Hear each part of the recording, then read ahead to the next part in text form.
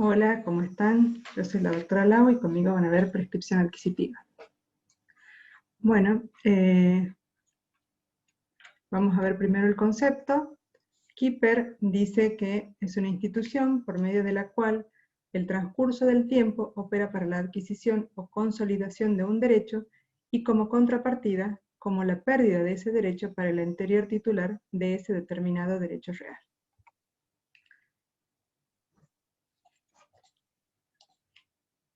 Gatti, por su parte, dice, es un modo de adquisición de los derechos reales sobre cosa propia y de los de goce o disfrute sobre cosa ajena por la continuación de la posesión, en forma pública, pacífica, continua e ininterrumpida durante el tiempo establecido por la ley. Nuestro código, en el artículo 1897, la define a la prescripción adquisitiva como la prescripción para adquirir es el modo por el cual el poseedor de una cosa adquiere un derecho real sobre ella mediante la posesión durante el tiempo fijado por la ley. No se limita a la adquisición del dominio, sino que permite adquirir cualquiera de los derechos reales que se ejercen por la posesión, menos la prenda y la anticresis, porque al ser derechos de garantía admiten como fuente únicamente la convención de las partes. Dice a su vez el artículo 2565 que la prescripción por regla permite adquirir los derechos reales principales, y el artículo 1889 establece que derechos reales principales son todos, excepto los accesorios en función de garantía.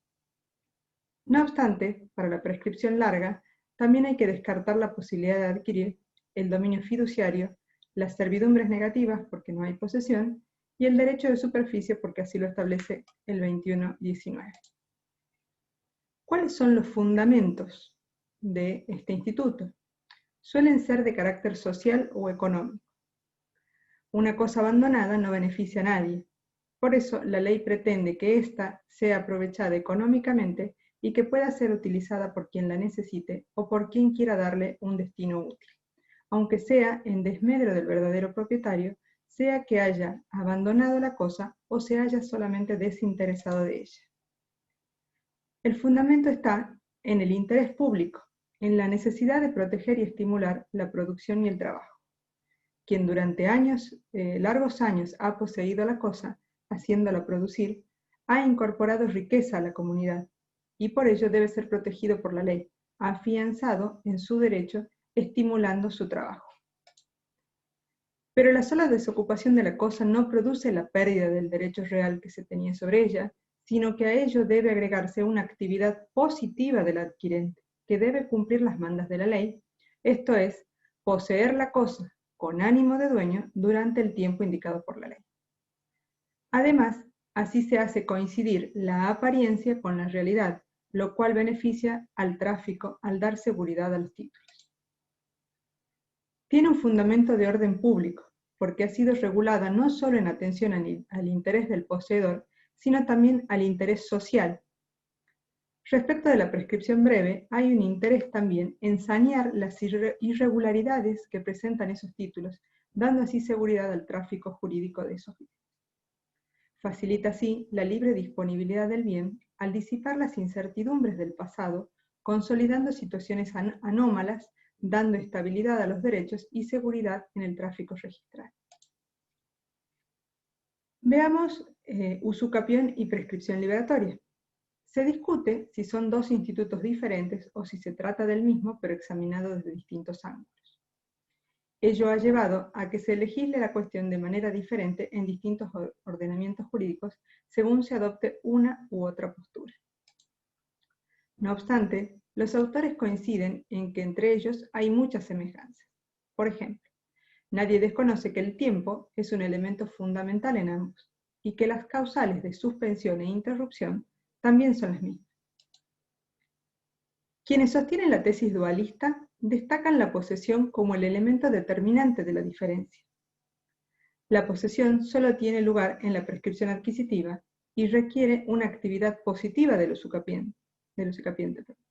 En tanto, en el ámbito de la prescripción liberatoria no se contempla la posesión como un requisito, sino que la liberación se alcanza ante la inactividad del acreedor. Por el contrario, los seguidores de la tesis unitaria consideran que al existir principios comunes a toda prescripción, las dos clases deben regularse en conjunto. ¿Qué pasaba en el Código Civil de Vélez Arfiel? Estaban reguladas en general en forma conjunta, separando las normas específicas en capítulos diferenciados. ¿Cuál es la metodología de nuestro actual Código Civil y Comercial de la Nación? Sigue, aunque ahora con más prolijidad, el método del código anterior. En el libro sexto, bajo el título Disposiciones comunes a los derechos reales y personales reales, trata en el título 1 la prescripción y caducidad. Allí se tratan normas generales, la suspensión, la interrupción, la dispensa y disposiciones procesales. Luego se dedica un capítulo a la prescripción liberatoria y una sola norma a la prescripción adquisitiva, ya que la trata aparte en la parte general de los derechos reales. A diferencia del código anterior, se menciona a la usucapión entre los modos de adquirir derechos reales. Entre las similitudes entre ambas clases, cabe destacar, además de las ya nombradas, que el código establece los mismos principios en lo que atañe a su posibilidad de renuncia o al momento procesal oportuno para plantear la prescripción esgrimida, y el hecho de que no pueden los jueces pronunciarse respecto de ella de oficio, sino que se decreta a pedido de parte. Entre las diferencias, se menciona que la prescripción liberatoria tiene lugar en el ámbito de los derechos personales, en tanto que la adquisitiva en los derechos reales. Además, que en la adquisitiva se requieren plazos de tiempo más prolongados que en la liberatoria, en la determinación de la competencia, y que la posesión no se exige en la liberatoria. Sin embargo, ambas producen las mismas consecuencias. La pérdida de un derecho para una parte. En la adquisitiva, el anterior titular de un derecho real lo perderá y no podrá reclamar su devolución, en tanto que en la liberatoria, el acreedor perderá el derecho a perseguir el cobro de un crédito a su favor. Y la otra consecuencia es que la adquisición de un derecho para otra parte. En la adquisitiva se adquiere el derecho real que perdió su titular, y en la liberatoria el deudor adquiere el derecho a que no se le reclame más una determinada obligación. Entre las disposiciones comunes, ambas clases de prescripción dice el Código. El artículo 2532 en cuanto al ámbito de aplicación. En ausencia de disposiciones específicas, las normas de este capítulo son aplicables a la prescripción adquisitiva y liberatoria. Las legislaciones locales podrán regular esta última en cuanto al plazo de tributos. Y el 2533, en cuanto al carácter imperativo, dice: las normas relativas a la prescripción no pueden ser modificadas por convención. Veamos ahora los elementos. El artículo 1897, de ese artículo se infieren cuáles son los elementos comunes a las dos clases de prescripción, a la larga, que está regulada en el artículo 1899, y a la breve, que está en el artículo 1898, y que son la posesión y el tiempo fijado por la ley. Ambos elementos deben coexistir y se interrelacionan. Solo el poseedor puede adquirir un derecho real por prescripción. No puede aspirar a ello el tenedor y mucho menos los servidores de la posesión. Tampoco sirven para adquirir por prescripción los actos de simple tolerancia ni la implementación de simples facultades legales. Hay que recordar que este instituto permite adquirir otros derechos reales además del dominio. Por ello se valorará la intención del poseedor y de ella se derivará la adquisición del derecho real de que se trate. Es por eso que el animus domini a veces sufrirá alguna variación en su designación cuando no se persiga la adquisición del dominio. La posesión también debe ser ejercida con carácter exclusivo, ya que si existen condóminos o coherederos, si se reconoce en otros un derecho de condominio o de comunidad hereditaria, la posesión no podrá servir de base para la prescripción contra estos últimos. Dice el artículo 1900, posesión exigible. La posesión para prescribir debe ser ostensible y continua. Posesión ostensible deriva del latín ostendere, que significa que puede manifestarse o mostrarse, o claro, manifiesto, patente. La posesión es ostensible cuando ella es la exteriorización del uso normal de la cosa, conforme a su naturaleza y a su destino, cuando el poseedor no intenta ocultar a nadie su posesión. No sería tal cuando es clandestina. El carácter público de la posesión y su exteriorización unívoca es imprescindible para que el verdadero titular del derecho real sobre la cosa pueda darse cuenta de que un tercero está ejerciendo sobre ella actos de posesión, a fin de poder repelerlos en su caso. Lo importante no es que sea efectivamente conocida por el propietario o anterior poseedor, ya que basta con que éstos hayan tenido la posibilidad de conocer la nueva posesión. Es necesario entonces que la posesión sea ostensible, manifiesta, para todos, dado que la adquisición por usucapión se configura no solo contra el anterior propietario, sino contra todos los terceros. Posesión continua. La continuidad se refiere a la realización de actos posesorios en forma sucesiva, continuada, y depende del propio poseedor. Aunque hay que tener presente la presunción de continuidad que establece el artículo 1930. Se presume, a menos que exista prueba en contrario, que el sujeto actual de la posesión o de la tenencia que prueba haberla ejercitado anteriormente la mantuvo durante el tiempo intermedio. La continuidad de la posesión se traduce entonces en la realización por parte del poseedor de actos posesorios cumplidos con regularidad, como los haría el verdadero propietario. Consiste en esa sucesión regular de actos de posesión a intervalos suficientemente cortos como para que no existan lagunas. No se exige el manejo o uso constante de la cosa minuto a minuto sin que haya intervalo alguno. El análisis de la continuidad, esto es, del intervalo transcurrido entre un acto posesorio y otro, dependerá de la naturaleza de la cosa poseída y de las circunstancias de cada caso en particular. Teniendo en cuenta la presunción de continuidad, la prueba de la discontinuidad estará entonces a cargo de quien la firme, y será el juez quien en definitiva evaluará las circunstancias. Posesión ininterrumpida, otro elemento que nos pide el código. La ininterrupción significa que no haya interferencias de parte de terceros en el goce de la posesión. Así como la continuidad depende en principio del propio poseedor, la interrupción puede ser causada por el propio poseedor o por terceros. Es así que una posesión discontinua puede no ser interrumpida, pero, por el contrario, si una posesión es interrumpida por alguna de las causales, no podrá hablarse ya de posesión continua. La discontinuidad supone una omisión del poseedor, mientras que la interrupción supone un hecho positivo del poseedor o de un tercero. Lo que se interrumpe no es la posesión, como si quedara suspendida o paralizada, sino el transcurso del tiempo, el que podrá reanudar su curso luego de desaparecida la causal interruptiva. No es un requisito intrínseco de la posesión, sino una cualidad del lapso de tiempo. El tiempo.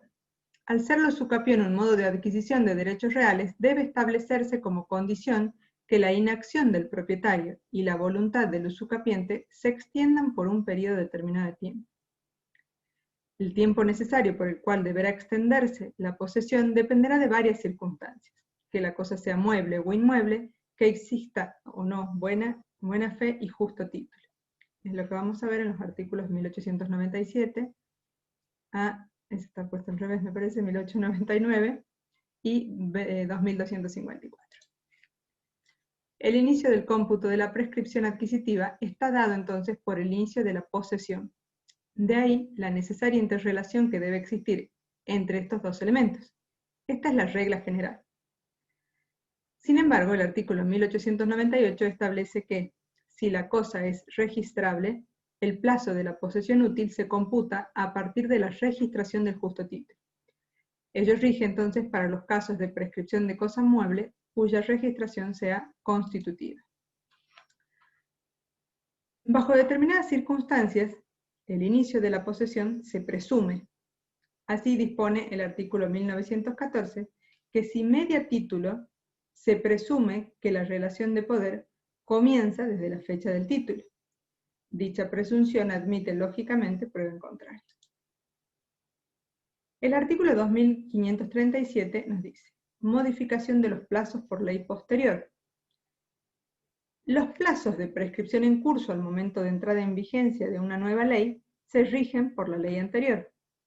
Sin embargo, si por esa ley se requiere mayor tiempo que el que fijan las nuevas, quedan cumplidos una vez que transcurra el tiempo designado por las nuevas leyes, contado desde el día de su vigencia, excepto que el plazo fijado por la ley antigua finalice antes que el nuevo plazo, contado a partir de la vigencia de la nueva ley, en cuyo caso se mantiene el de la ley anterior.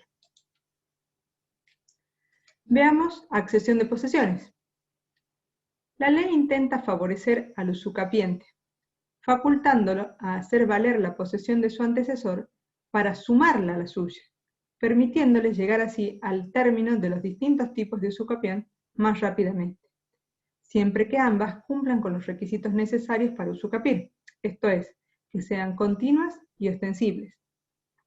Sin embargo, es necesaria la existencia de un nexo jurídico o causa para la transmisión.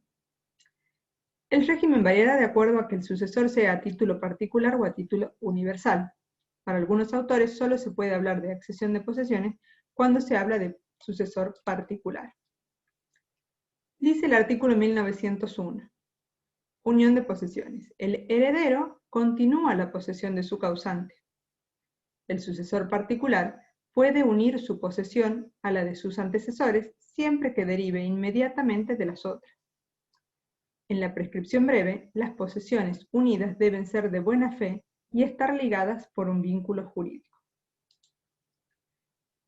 El sucesor universal no comienza una posesión nueva, sino que continúa la de su causante, y se supone transmitida sin interrupción, con los caracteres o vicios que tenía aquel.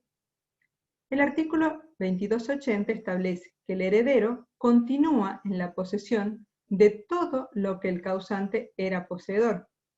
Lo mismo establece el artículo 1901 en el primer párrafo. El sucesor universal entonces ocupa la misma posición jurídica que tenía el causante y participa de las calidades que la posesión tenga. Es por esta razón que en la accesión de posesiones en la que interviene un sucesor universal, solo interesa qué carácter reviste la posesión del causante. La clasificación de la posesión se efectúa en el momento de su adquisición, por lo que, en este supuesto, al no tratarse de dos posesiones distintas, sino que es la continuación de la misma, la clasificación deberá llevarse a cabo cuando se inicia la posesión del autor, resultando intrascendente el carácter del sucesor universal. La importancia de la determinación de la buena o mala fe del autor de la usucapión es a efectos de evaluar la procedencia o no de la usucapión breve, que requiere de buena fe en el usucapiente. Cuando se habla de sucesor particular, hay dos posesiones distintas, a diferencia de lo que ocurre, como acabamos de ver, con el sucesor universal. Motivo por el cual la determinación de la buena fe deberá efectuarse al momento en que el sucesor particular inicia su posesión. Por ello, para que este sucesor pueda adquirir por prescripción breve, deberá ser de buena fe, sin importar la buena fe de su antecesor. Si el nuevo poseedor es de mala fe, no podrá hacer valer la buena fe del antecesor. En materia de usucapión larga, también puede tener lugar la accesión, pero en este caso no rige la exigencia de que las posesiones que se unen sean de buena fe, como sí se requiere en el caso de la usucapión breve.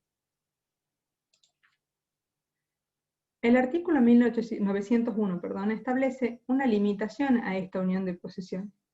Es necesario que procedan la una de la otra, lo que ocurrirá si las posesiones están vinculadas por un vínculo jurídico, como puede ser, por ejemplo, una donación, un contrato de cesión, un boleto de compra-venta, etc. Cabe aclarar que se permite más de una unión, ya que el artículo usa el plural, pero debe haber un encadenamiento sucesivo.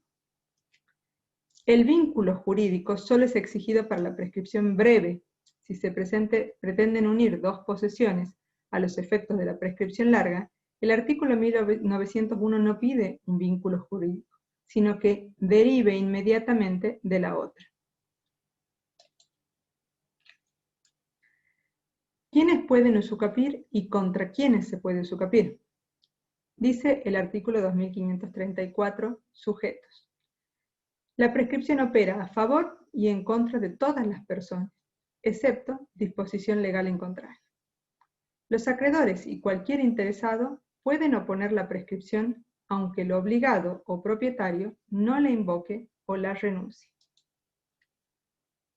Como la prescripción es una institución que interesa al orden público, nuestro código puso expresamente en un pie de igualdad, ante todo, a las personas humanas capaces de hecho y de derecho, a los incapaces de hecho sometidos a la pertinente representación y a las personas jurídicas privadas.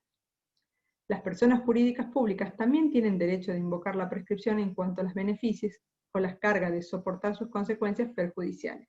Esta regla cede en caso de disposición legal en contrario. En cuanto a los representantes, existen dos clases, voluntarios o necesarios.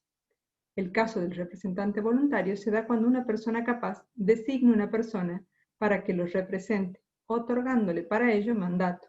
En este caso, mandato para que adquiera la posesión de una cosa a su nombre. Se produce entonces un desdoblamiento de los elementos de la posesión. El animus existe en la persona del representado, que será quien en definitiva adquiera la posesión, mientras el corpus se concreta en la persona del representante. El mandante tiene igualmente corpus en cuanto tiene la posibilidad de disponer físicamente de la cosa.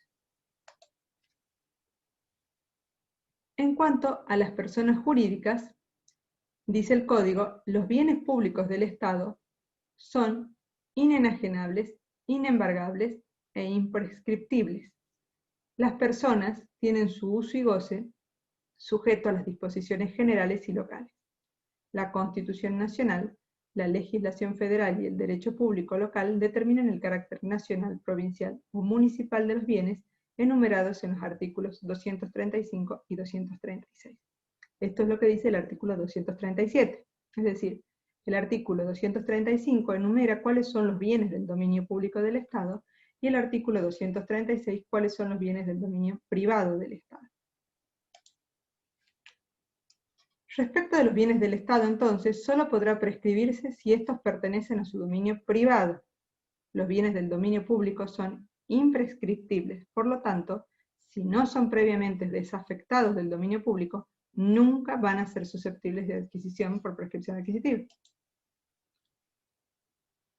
Todas las personas jurídicas enumeradas en el artículo 148 pueden prescribir y sufrir las consecuencias de la prescripción en tanto sea compatible con su objeto. Para ello requieren la participación de sus representantes necesarios. ¿Qué dice el artículo 148?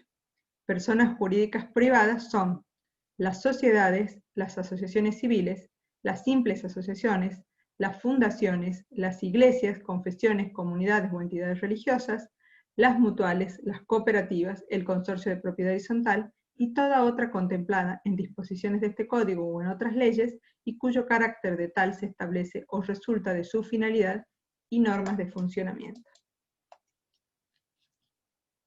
¿Cuáles son las cosas susceptibles de usucapión? Como regla general puede decirse que pueden prescribirse todas las cosas cuyo dominio u otro derecho real permitido o posesión puede ser objeto de una adquisición. Pero ¿cualquier cosa es susceptible de prescripción? No. Como primera limitación tenemos que decir que debe tratarse de cosas susceptibles de ser poseídas y de ser adquiridas por algún derecho real principal. ¿Qué caracteres debe reunir la cosa para ser objeto de una adquisición? La cosa debe ser cierta, determinada, actualmente existente y susceptible de tener un valor. No pueden usucapirse los bienes del dominio público del Estado, las partes necesariamente comunes de un inmueble afectado al régimen de propiedad horizontal y los inmuebles en los que se haya reconocido propiedad comunitaria indígena.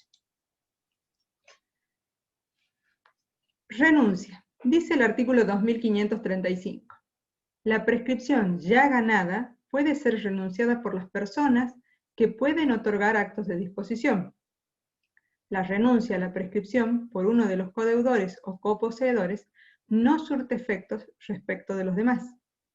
No procede la acción de regreso del codeudor renunciante contra sus codeudores liberados por la prescripción. Como ya dijimos, este instituto es de orden público. Es por ello que el artículo 2533 establece carácter imperativo. Las normas relativas a la prescripción no pueden ser modificadas por convención. Y en el artículo 2535 aclara que solo se puede renunciar a la prescripción ya ganada. Es decir, es posible renunciar a una prescripción cumplida, pues por tratarse de un derecho ya adquirido, no está en juego el orden público. Lo que se encuentra prohibido es renunciar al derecho de prescribir para el futuro, así como una prescripción en curso, aunque en este caso sí se podría aplicar al pasado, esto es, al plazo ya cumplido, pero no para el futuro. No se pueden hacer convenciones en los que la parte renuncie de manera anticipada a su derecho a prescribir en el futuro, porque dicha convención estaría en clara contradicción con el orden público. ¿Quiénes pueden renunciar? Dice el artículo 2535, las personas que pueden otorgar actos de disposición, es decir, se necesita plena capacidad. Si se hiciera por medio de representante, deberá contarse con un poder con facultades expresas para tal acto. La renuncia puede ser expresa, pero también se acepta su manifestación en forma tácita, ya que no está sujeta a ninguna forma exterior. Pero para ello debe aplicarse el máximo rigor interpretativo, de modo que no queden dudas del alcance del acto. Así dice el artículo 948, la voluntad de renunciar no se presume y la interpretación de los actos que permiten inducirla es restrictiva. Será entonces el juez quien analice en definitiva si la intención en tal sentido resulta inequívoca. El Código además protege a los terceros que puedan verse afectados por la renuncia o por la falta de articulación de la prescripción. Así, el artículo 2534 establece que los acreedores y cualquier interesado pueden oponer la prescripción aunque el obligado o propietario no lo invoque o lo renuncie. Con ello se persigue evitar el fraude a los acreedores. La prescripción adquisitiva es una potestad que se puede hacer valer o no, pero es claro que ello no puede con ello perjudicarse a terceros con esta decisión que adopte el usucapiente. Bueno, hasta acá llegamos en esta primera parte. Nos vemos en el próximo videito.